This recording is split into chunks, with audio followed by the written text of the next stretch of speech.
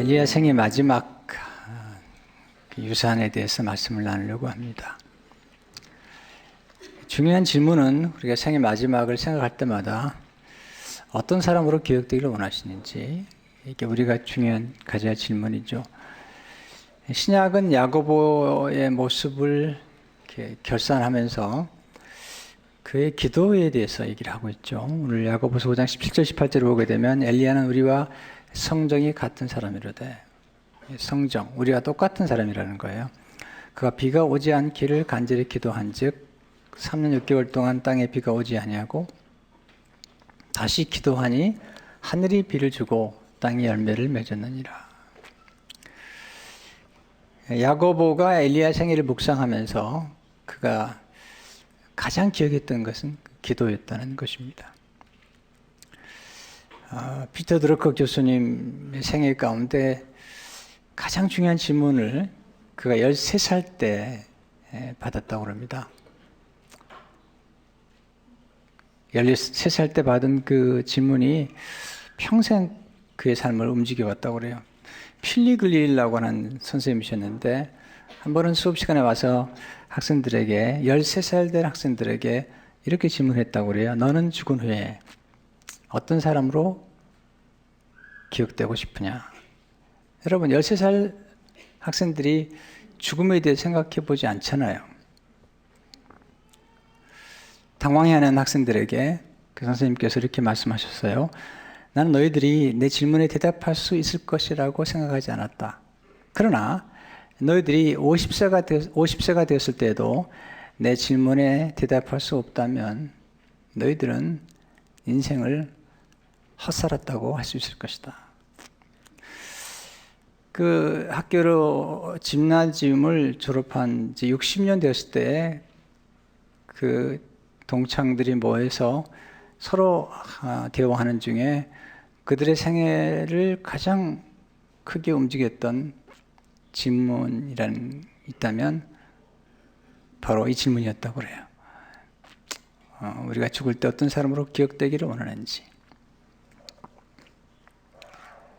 특별히 그는 인생이란 게 명예나 어떤 성공으로만 사람들에게 기억되는 것이 아니라는 사실을 알고 특별히 3가지 점에 주의하라고 얘기하고 있습니다. 첫째는 사람은 자신이 어떤 사람으로 기억되기를 바라는지 질문해하고 또 대답을 준비해야 한다.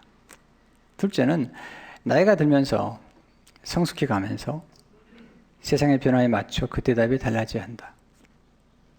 셋째, 꼭 기억할 만한 가치가 있는 것 하나는 자신이 다른 사람의 삶에 변화를 일으킨 적이 있는가 하는 것이다. 아주 중요한 이슈라고 생각이 돼요. 엘리야는 원래 디셉 사람으로 출발하지만 하나님의 사람으로 불린 바 되었고 특별히 기도의 사람이었다는 거죠. 우리가 엘리야 생애를 이제 마지막으로 조명하면서 우리가 배울 수 있는 교훈 몇 가지, 그의 생애 전체를 조명하면서 한번 배울 수 있는 교훈 몇 가지를 압축해서 말씀드리고 싶습니다. 첫째는 사람을 알고 하나님을 아는 것이 힘이라는 거죠. 우리가 엘리야의 생애를 공부하면서 엘리야의 승리와 패배, 그의 기쁨과 좌절을 함께 공부했습니다. 사람을 아는 게 왜 중요하냐면 우리가 사람을 알아가면서 우리 자신을 알아가는 거죠. 가장 어려운 게 자기를 아는 거예요. 그리고 자기를 이루어가는 거죠. 한번 질문해 보죠. 우리 서로가 자신 스스로에게 나는 나를 얼마나 알고 있는지. 가끔 저도 저를 잘 모르겠어요. 그런데 참 감사한 것은 제가 어릴 적보다 지금 내 자신을 더 많이 알게 되었다는 거죠. 그리고 지금도 알아가고 있는 거거든요. 그래서 우리가 서로 우리 자신을 어떻게 알 수 있냐면 우리 스스로가 묵상하고 성찰한다고 우리 자신을 아는 게 아니더라는 거예요. 하나님께서 우리로 하여금 우리를 알게 하는 방법으로 만남을 주신 거죠. 만남. 폴 트루이는 이렇게 얘기하고 있습니다.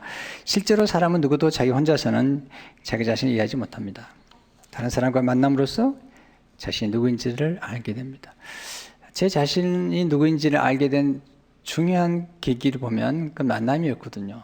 특별히 고등학교 들어가서 저를 길러준 목사님과의 만남이 내 자신을 새롭게 발견하는 어떤 계기가 되었던 거예요. 폴 트루니에도 그런 의사시죠. 그분이 정말 그 소심하고 그리고 내성적인 사람인데 한 선생님과의 만남을 통해서 그 자신을 새롭게 발견하고 그의 생애가 열리는 걸 보게 됩니다. 그래서 인간을 이해하려고 굉장히 노력했던 사람이고요. 그리고 훌륭한 의사로 역할을 했던 분인데 그분이 하는 말을 조금 더 귀를 기울여 보면 도움이 될 것 같아요. 내게 경이적인 사실은 사람은 전혀 저마다 다른 존재라는 것입니다. 각 사람은 하나도 같지 않는 유일무이한 유형입니다. 사람 이해한다는 것은 사람이 어떤 테두리 안에도 들 수 없는 사람을 아는 것입니다. 우리 자신을 알아가는 것, 그 길이 다른 사람을 이해하는 데 도움이 된다는 것이죠. 근데 제가 사람과의 만남도 중요하지만 더 중요한 만남이 있는데 그것은 하나님과의 만남이라는 거죠. 왜냐하면 하나님이 우리를 만드셨기 때문에 또 사람들과의 만남 통해서 우리 자신을 발견하지만 또 거기에 또 한계가 있는 거죠. 인간은 완전하지 않기 때문에 잘못 평가할 수도 있고 잘못 이해할 수도 있기 때문이죠.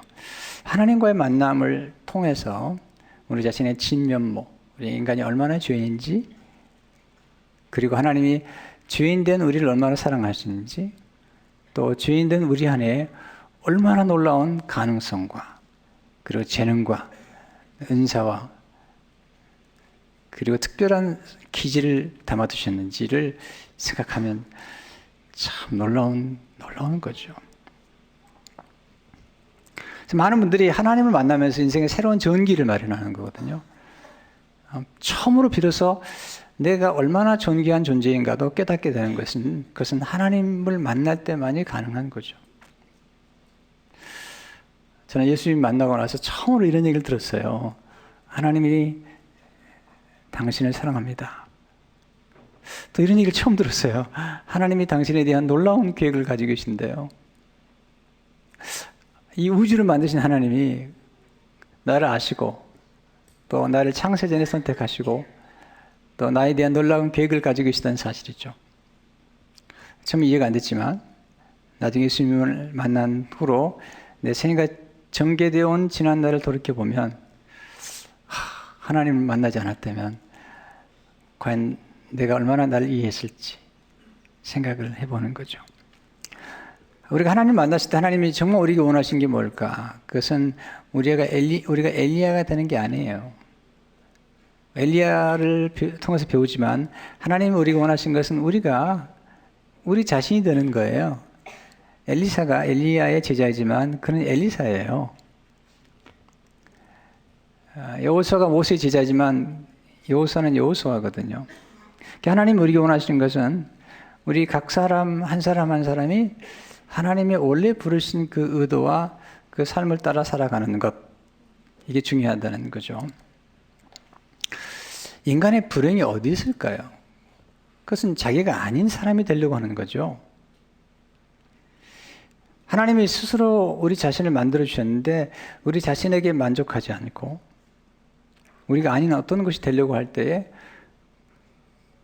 그리고 내가 할 수 있음에도 불구하고 하지 않고 할 수 없는 것에 집착하고 해서는 안 되는 일에 집착할 때 그건 불행한 거거든요. 요즘은 이제 전시사회잖아요. 그리고 외모지상주의 사회이기 때문에 외모에 대한 관심이 많고 또 사람들이 이렇게 외모로 수술하거나 이런 일이 많이 벌어지고 있는 것은 사실뿐만 아니라 현실인 것을 인정해야 되겠죠. 근데 가장 큰 고민은 뭐냐면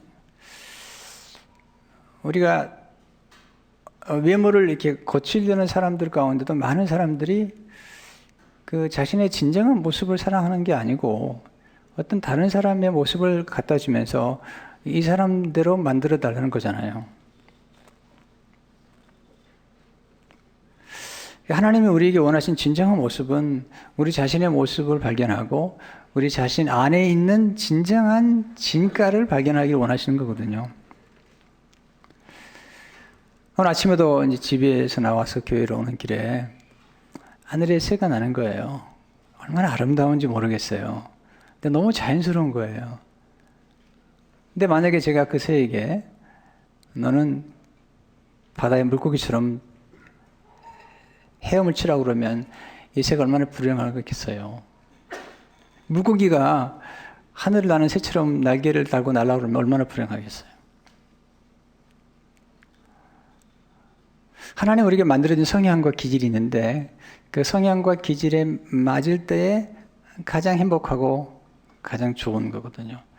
제가 예수님 처음 믿었을 때 가졌던 그런 그 헌신에 대한 잘못된 두려움이 뭐냐면 하나님 내가 싫어하는 걸 시키면서 내게 찾아와서 왜 불순종하냐고 말하실 것 같은 두려움.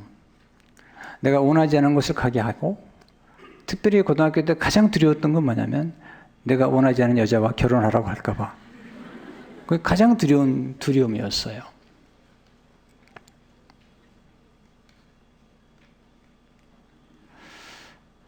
제가 이제 하나님을 점점 더 알아갈수록 깨닫는 건 뭐냐면 하나님이 내가 원하지 않거나 내가 할 수 없는 것을 절대로 요구하는 분이 아니라는 거죠. 성경에 나타난 어떤 인물도 하나님께서 그 사람 안에 할 수 없는 것을 요구하거나 그가 가지고 있지 않은 걸 요구하거나 또 그가 해서는 안 되는 걸 요구하는 분이 아니라는 거죠.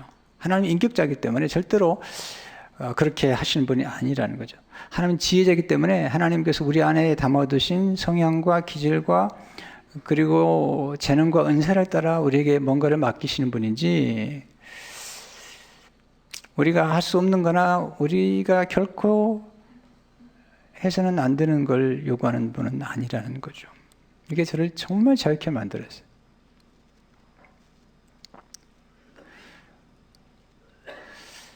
그 하나님을 제가 더 이해하게 된 것은 제가 결혼해서 딸 둘을 키우면서 정말 이해하게 됐어요. 딸 둘을 키우면서 제가 처음에는 제가 원하는 걸 한번 시켜봤거든요. 피아노를 연주해봐라. 피아노 연주하는 분들이 참 부럽더라고요. 딸들에게 시켜봤는데 못하더라고요. 어느 날 왔어요. 아빠 도저히 못하겠다는 거야. 제가 그날로 멈추게 했습니다. 관찰하는데 큰아이는 아트를 좋아해요. 그림 그리는 거 좋아하고 아이들을 가르치는 걸 너무 좋아하는 거예요. 제가 그 아이에게 다른 걸 강요한 적이 없어요. 우리 둘째 아이는 성향이 사람들을 많이 만나고 뭐 그렇게 소셜 라이프를 즐기는 스타일은 아닌 것 같아요. 조용하고 그렇기 때문에 지금 이제 선택한 일을 하는 것으로 꽤 만족해 한다는 생각을 하죠. 그러니까 그 부모 된 입장에서도 자녀의 기질과 성향과 재능을 따라서 뭔가 하도록 그렇게 얘기하지요. 그렇다면 하늘에 계신 하나님, 또 전능하신 하나님께서 인간을 만들고 여러분 한 사람 한 사람을 독특하게 만들어 주셨는데 그 독특한 여러분의 삶 가운데 하나님 정말 보고 싶어 하시는 것은 여러분의 진정한 모습을 보고 싶어 하는 거예요. 그러니까 이 땅에 태어나도 진정한 여러분의 모습으로 살아가는 것처럼 하나님을 기쁘시게 하는 게 없다는 거죠. 엘리야는 엘리야대로 살았기 때문에 아름다운 거죠. 엘리야가 엘리사가 될 수 없는 거죠. 그렇기 때문에 하나님께서 우리가 엘리야의 생애나 또 사람들의 인물들의 전기나 자서전을 읽을 때마다 하나님이 우리에게 원하시는 거 뭐냐면 그 사람들을 통해서 배우되 진정한 우리 자신의 모습이 어떤 사람이 되면 좋을지에 대해서 여쭤보시는 것을 기억할 필요가 있죠. 장기혁정 선생님께서 쓴 책 가운데 흔적신학에 보게 되면 그 나무의 예를 들어서 하나님 우리를 어떻게 인도하시는지 설명하는 것을 보게 됩니다. 하나님은 피조물이 자신의 본래적 운명을 실현하도록 피조물을 인도하신다. 나무의 예를 들어보자면 하나님은 나무가 자신의 본래적 운명을 실현하도록 도와준다. 하나님은 배나무를 인도하되 사과나무가 되도록 만들지 않으신다. 배나무 안에 배나무의 성향을 넣어줌으로써 배나무로 하여금 배나무의 참 모습을 실현하도록 돕는다. 하나님의 인도는 배나무를 창조할 때 배나무의 잠재성을 함께 창조하고 그 잠재성이 현실화되도록 돕는 가운데 작용한다. 참 정말 적합한 예죠. 저도 이제 목회자로 살아가면서 때로는 참 훌륭한 목사님들을 부러워하고 그분들을 닮기를 원했지만 제가 어느 날 깨달은 것은 그분들을 통해서 배우긴 하지만 여전히 하긴 하나님이 되게 원하신 것은 이 강준민이라고 하는 그 독특한 그런 기질과 성향, 또는 그런 어떤 마음 품은 어떤 열정, 그것을 소유한 목회자가 되기를 원하신다는 거죠. 그래서 지금 그 길을 가고 있는 거예요. 그러니까 만약 여러분들이 제가 될 수 없는 어떤 사람이 되기를 만약 요구한다면 그것은 정당한 요구 아니거든요. 마치 내가 여러분들에게 여러분이 전혀 할 수도 없고 해서는 안 되는 일을 계속 요구한다면 그건 제가 인격자가 아니겠죠. 하나님이 인격자시라는 건 정말 분명하게 뭐냐면 요한계시록 3장 20절을 보면 볼지어다 내가 문 밖에서 두드리니 누구든지 내 음성을 듣고 문을 열면 내가 들어가 그로 더불어 먹고 그는 나로 더불어 먹으리라. 그러니까 하나님께서 문을 부수고 들어오지 않으신다는 거예요. 우리가 문을 열어야 되고 또 그렇게 초청해야 된다고 말씀하고 계신 거잖아요.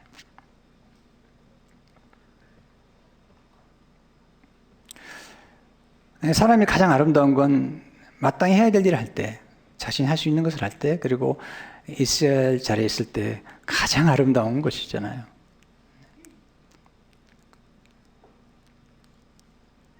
우리가 한 인물을 배운다는 건 바로 그런 거잖아요. 파울로 코엘료라고 하는 유명한 소설가가 이런 말을 했습니다. 길은 하나가 아니라 여러 개다. 아니, 사람마다 하나씩의 길이 있다. 진정한 길은 평생 가는 길이다. 네, 자기 가야 될 길을 가는 거죠. 누가 부추긴다고 그렇게 하지 마세요. 저도 이렇게 목회자의 길을 가지만 여러 가지 일을 해달라고 얘기도 하고 요청도 들어오고 때로는 제가 할 수 없다고 얘기할 때 죄책감을 느끼기까지 말하지만 그건 제가 갈 길이 아니거든요. 제가 갈 수 있는 그 길, 제가 평생 가야 하고 갈 수 있는 그 길을 지금 가고 있는 거죠. 두 번째, 기도를 통해서 훌륭한 영적 유산을 남기는 게 중요한 거죠. 자, 하나님께서 우리 각자의 기질과 성향과 잠재력과 그리고 재능과 은사를 주셨다면 이것들을 더 빛나게 만드는, 쉽게 하면 우리에게 주신 것들을 더 맥시마이즈 할 수 있는 길이 있다면 기도라는 거죠. 엘리야의 경우에 마찬가지죠. 근데 하나님이 원하시는 건 우리가 무슨 돈을 가져야만 할 수 있는 걸 원하시는 게 아니에요. 기도라는 건요, 이건 모든 사람이 할 수 있을 뿐만 아니라 모든 사람에게 주신 천국 열쇠와 같은 건데, 중요한 건 누가 이 기도의 열쇠를 가지고 사용하느냐, 누가 정말 이 기도의 열쇠를 가지고 기도하느냐, 이게 중요한 관건이라는 거죠. 그러니까 사람은 거의 비슷한데 그 사람 안에 무엇이 들어오는지, 그러니까 우리 각자에게 주신 기능과 재능 이런 게 있는데 이것들이 우리 안에 뭔가가 새롭게 들어왔을 때 어떤 변화가 일어나는, 그것이 하나님 우리 안에 들어오시고 성령님 우리 안에 들어오시고 어떤 좋은 지식들이 우리 안에 들어올 때에 우리가 가지고 있는 그런 재능과 은사가 이렇게 극대화되는 것을 경험하게 되는 거예요. 이게 만남이고 이것들이 교육이고 이게 우리가 성령을 사모하는 것일 뿐만 아니라 우리가 하나님이 우리에게 주신 기도라는 거죠. 기도는 참 힘들어서 한마디로 정의하기 어렵지만 엘리야를 통해서 배울 수 있는 기도의 몇 가지 요소를 오늘 본문에서 배워본 적이, 첫째는 하나님과 친밀한 관계 속에서 기도하라는 거죠. 엘리야는 기도할 때 그 기도하는 대상을 알았죠. 열왕기상 17장 1절을 보게 되면 우리 처음 엘리야의 생애를 묵상할 때 우리 묵상했던 말씀이죠. 길르앗에 우거하는 자 중에 디셉 사람 엘리야가 아합에게 말하되 내가 섬기는 이스라엘 하나님 여호와께서 살아계심을 두고 맹세하노니 내 말이 없으면 수년 동안 비도 이슬도 있지 아니하리라 하니라.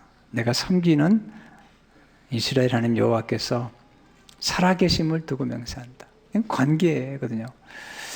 우리가 예수를 믿는 게 정말 중요한 까닭은 뭐냐면 성경은 말씀하기를 아담의 원죄 때문에 예수 그리스도를 믿기 전까지는 우리는 원래 마귀의 자녀였고 흑암의 권세에 있었기 때문에 우리의 눈이 어두워져서 하나님이 누군지 알지 못할 뿐만 아니라 우리 자신이 누구인지도 알지 못한 채로 욕심을 따라 살았다는 거예요. 그러나 우리가 예수 그리스도를 믿고 영접하는 순간 예수님이 우리 안에 들어오면서 우리가 하나님의 자녀가 되고 하나님의 자녀가 되면서 우리는 하나님을 아버지로 알게 되고 그 하나님 아버지가 우리에게 주신 이 자녀의 권세를 통해서 하나님 아버지께서 가지신 모든 부요하심과 그 지혜와 지식과 능력이 기도를 통해서 우리의 것이 될 수 있다는 거죠. 자, 제가 딸 둘을 이제 키워왔는데요. 딸 둘이 저희 집에서는 권세가 많아요. 모든 혜택을, 우리 집에서 누릴 수 있는 모든 혜택을 누리는 거죠. 조건은 또 한 가지예요. 자녀라는 것밖에 없어요. 또 저희 부부는 두 딸에 대한 삶에 인도하고 보호해야 될 책임을 늘 지고 살아가는 거죠. 이는 한 가지예요. 자녀라는 거죠. 이 자녀의 특권과 권세라는 것이 정말 놀라운 거죠. 하나님의 자녀가 됐다는 것은 그런 거죠. 우리 하나님의 자녀가 되는 그 순간 하나님이 우리의 생애를 인도하시고 우리가 필요한 것을 공급하시고 우리를 보호하시고 우리가 어려울 때 우리를 도와주시는 그런 하나님 아버지가 되셨다는 거거든요. 이것처럼 큰 축복이 없는 거잖아요. 두 번째는 하나님의 약속을 붙잡고 기도했다는 거죠. 엘리야가 기도할 때 그냥 기도한 것이 아니라 하나님 약속, 하나님께서 비가 오지 않게 하겠다고 하신 그 약속, 또 때로는 비가 오게 하겠다는 약속을 붙잡고 기도하는 거죠. 이엔 바운드는 말하기를 하나님의 약속들은 생명과 경건에 속한 모든 것, 곧 영과 육의 세상과 영혼에 관련된 모든 것에 대한 약속이다. 이 약속들로 말미암아 현재 우리가 복을 받고 있으며 이 약속들의 혜택은 광대하고 영원한 미래까지 효력을 미친다. 우린 기도로서 이 약속들을 붙잡고 실현시킨다. 하나님의 약속들은 기도의 손으로 딸 수 있는 하나님의 황금 열매이며 기도로 뿌리고 경작할 수 있는 하나님의 썩지 아니하는 씨앗이다. 정말 하나님의 약속을 붙잡고 그 기도하는 것처럼 우리 삶을 부욕해 하는 게 없다는 것을 강조하고 있죠. 세 번째, 하나님은 하나님을 신뢰하는 믿음으로 기도하시는 거죠. 야고보 사도가 엘리야의 믿음의 기도를 강조하잖아요. 그래서 엘리야에 대해서 얘기하기 전에 야고보는 야고보 5장 15절에서 이렇게 얘기합니다. 믿음의 기도는 병든 자를 구원하려니 주께서 그를 일으키시리라. 믿음의 기도, 똑같은 기도지만 믿음의 기도가 병든 자를 구원한다고 말씀하고 있을 뿐만 아니라 야고보 사도는 기도할 때마다 의심하지 말고 기도하라. 야고보 1장 6절 7절을 보게 되면 어디 믿음으로 구하고 조금도 의심하지 말라. 의심하는 자는 마치 바람에 밀려 여동하는 바다 물결 같으니 이런 사람은 무엇인지 주께 얻기를 생각하지 말라. 저와 여러분이 경험한 것처럼 기도하다 보면 의심도 찾아오고 두려움도 찾아오는데 성경은 말씀하기를 찾아온다고 다 환영하지 말라는 거예요. 얼마든지 거절할 수 있다는 거죠. 의심과 두려움은 찾아오되 그들을 품지 말라는 거예요. 그리고 하나님의 약속과 하나님이 우리에게 주신 믿음이 찾아왔을 때 그걸 품으라는 거예요. 이게 참 기가 막힌 말씀이죠. 우리에게 찾아온다고 다 맞이하면 되겠습니까? 우리가 찾아온 모든 인연들이 다 좋은 인연인가요? 다 좋은 만남? 그렇지 않잖아요. 우리를 얼마나 불행하게 만들고 우리를 얼마나 힘들게 만든 상처를 입히는 만남들이 얼마나 많아요. 그래서 만남이라고 다 우리가 환영하는 건 아니잖아요. 그건 선택이 필요하고 분별이 필요하고 또 의지적인 결단이 필요한 것처럼 마치 우리가 텔레비전을 보다가 텔레비전 채널을 돌리는 것처럼 의심과 염려와 두려움이 찾아왔을 때 그것을 환영하거나 품지 말라는 거죠. 오직 믿음과 그리고 하나님의 사랑과 약속을 품고 기도하는 그 기도의 사람들이 결국은 복을 받아 누릴 수 있다는 겁니다. 여러분 믿음으로 기도하시기 바랍니다. 네 번째, 응답 받을 때까지 간절히 기도하는 거죠. 기도가 참 간절한 기도가 필요한데 엘리야의 기도를 보면 정말 절박한 기도를 하는 거죠. 열왕기상 18장 42절에 보게 되면 갈멜산 꼭대기로 올라가서 땅에 꿇어 엎드려 그의 얼굴을 무릎 사이에 넣고, 이거 얼마나 간절한 기도인지 모르죠. 그것도 한 번 기도하는 게 7번씩 기도하잖아요. 44절에 보게 되면 7번째 이르러서는 그가 말하되 바다에서 사람의 손만한 작은 구름이 일어나나이다. 기도의 사람들은 이 간절한 기도가 얼마나 중요한지를 거듭 강조하고 있죠. 웨슬리 듀엘이라는 선교사님, 기도에 관한 책을 많이 쓴 분이죠. 그분이 이렇게 얘기하고 있습니다. 간절한 기도는 하나님의 왕국을 확장하기 위하여 하나님 정하신 방법이다. 왜냐하면 그것은 사탄과 그의 어두움과 악의 세력을 멸절시키고 하나님의 영원한 계획을 성취하여 이 세상에 하나님의 선한 뜻을 실현시킬 수 있기 때문이다. 간절한 기도는 온 땅을 하나님의 축복으로 덮으시는 하나님의 방법인 것이다. 여러분 꼭 간절한 기도가 소리를 크게 지르라는 얘기는 아니지만 정말 우리가 정말 간절히 기도할 수 있잖아요. 때로는 소리 지르지 않아도 하나처럼 간절하고 애절한 기도, 그 기도가 놀랍게 응답되는 것을 보게 됩니다. 다섯 번째는 인내하면서 기도하는 거예요. 기다려야지 기도. 기도가 하루아침에 하나님의 약속 하루아침에 이루어진 게 아니고요. 약속과 성취 사이에는 반드시 기다림이 있는 거죠. 그 인내가 얼마나 중요하냐면 엘리야 기도는 간절한 기도였으면 아니라 인내하는 기도였잖아요. 하나님 왜 우리를 하고 인내하게 만드실까요? 그 인내하는 과정을 통해서 우리의 믿음을 점검하시는 거예요. 여러분 믿는 자만이 기다리고요. 기다리는 자만이 믿는 거예요. 이게 참 놀라운 거죠. 그래서 하나님은 우리가 기도할 때에 엘리야가 기도할 때 3년 6개월 만에 또 이렇게 그 기간 사이에서 비를 멈추기도 하시고 이렇게 내리게 하신 것처럼 우리가 기도할 때에 인내하는 기도가 중요하고 기다리다 보면 참 놀라운 일들이 참 많이 생기죠. 사실 엘리야의 삶을 보면서 배우는 교훈이 바로 그런 거죠. 가장 기도가 중요하다. 마지막으로 하나님은 작은 소자에게 베푼 선한 일을 소중히 여기신다는 거죠. 이제 엘리야의 생애를 마감하면서 신약성에서 예수님께서 엘리야에 대해서 언급하실 때 그가 불을 내린 사건을 언급하신 것도 아니고 하늘에서 비를 내린 사건도 물론 언급은 하시지만 예수님이 가장 소중하게 여겼던 건 뭐냐면 그 사르밧 과부에게 찾아가서 그 이방 여인이지만 믿음을 가진 사르밧 과부로 하여금 하나님을 알게 하고 그 사르밧 과부의 그의 아들을 섬겼던 사건을 사실 기록하고 있는데 누가복음 4장 25절 16절을 보게 되면 내가 참으로 너에게 이르노니 엘리야 시대에 하늘에 3년 6개월간 닫히어 온 땅에 큰 형령이 들었을 때에 이스라엘에 많은 과부가 있었을 때 엘리야가 그중 한 사람에게도 보내심을 받지 않고 어디 시돈 땅에 있는 사렙다의 한 과부에게 뿐이었으며 하나님께서 사르밧 과부 이방 여인이지만 믿음을 가진 과부를 찾아가서 그 혼자서 아들을 키우는 싱글 맘 돌아보라는 거더라. 나중에 엘리스도 수넴 여인의 그 아들이 죽었을 때 그 아들을 고쳐주고 온 것처럼 사르밧 과부의 아들이 죽었을 때 살려주잖아요. 또 엘리사의 경우도 보면은 나아만 장군을 고친 일과 그리고 나아만 장군을 위해서 기도하고 엘리사에게 소개했던 작은 소녀를 생각나게 만들어 주잖아요. 그리고 한 신학생의 아내가 남편이 죽고 아들 둘이 빚 때문에 지금 종으로 팔려갈 그 싱글맘 아들 둘을 키우는 싱글맘을 돌봐줬던 사건이 기록되어 있거든요. 성경에 보면. 그러니까 하나님의 관심은 뭐냐면 우리가 뭔가 크고 위대한 것을 이루는 것을 기억하는 게 아니라는 거죠.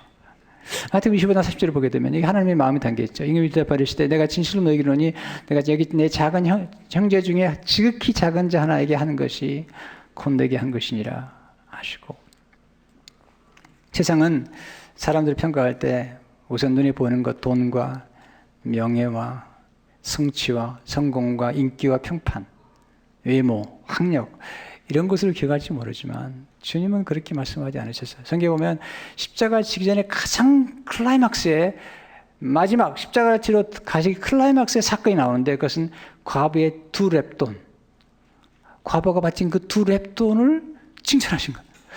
그리고 지금 십자가 바로 지기 전에 그 옥합을 깨트린 여인 성경은 그 여인을 주인이라고 말하고 있어요. 그냥 주인이 아니에요. 성경에서 말하는 그 문맥에서 주인은 창녀라는 거예요. 근데 창녀가 모았던 돈 가운데 옥합을 사서 모았던 그걸 받으셨다는 거죠. 그리고 칭찬하셨다는 거죠. 그 중심을. 그 주님 안에서 거룩해졌다는 거죠. 그 여인이.